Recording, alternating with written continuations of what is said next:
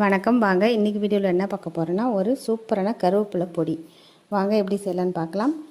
இந்த கருவேப்பிலை 3 நாள் நிழல்லையே காய வச்சுங்க. வெயிலில் காய வைக்கக்கூடாது. காய வச்சுட்டு இந்த மாதிரி மிக்ஸி ஜாரில் அரைச்சி எடுத்து ஸ்டோர் பண்ணி வச்சுக்கலாம்.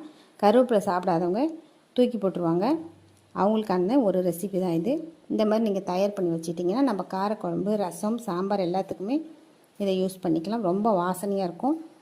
அதுக்கப்புறமா இதை வச்சு நான் ஒரு ஆம்லேட் தான் செய்ய போகிறேன். எப்பயும் செய்கிற மாதிரி தான். ஒரு முட்டை, வெங்காயம், பச்சை மிளகாய், அதுக்கப்புறமா உப்பு, கருவேப்பிலை பொடி, மிளகு பொடி சேர்த்து நல்லா மிக்ஸ் பண்ணி எப்பயும் போல் ஆம்லேட் ஊற்றி எடுத்து வச்சுக்கோங்க. 2 பக்கமும் எண்ணெய் விட்டு திருப்பி போட்டு எடுத்துங்க. சூப்பரான கருவேப்பிலை ஆம்லேட் ரெடி. இந்த மாதிரி நீங்கள் தயார் பண்ணி வச்சுக்கிட்டிங்கன்னா கெட்டு போகாது. நம்மளும் கருவேப்பிலை வேஸ்ட் பண்ண மாதிரி இருக்காது. இந்த வீடியோ பிடிச்சிருந்துன்னா லைக் பண்ணுங்கள்.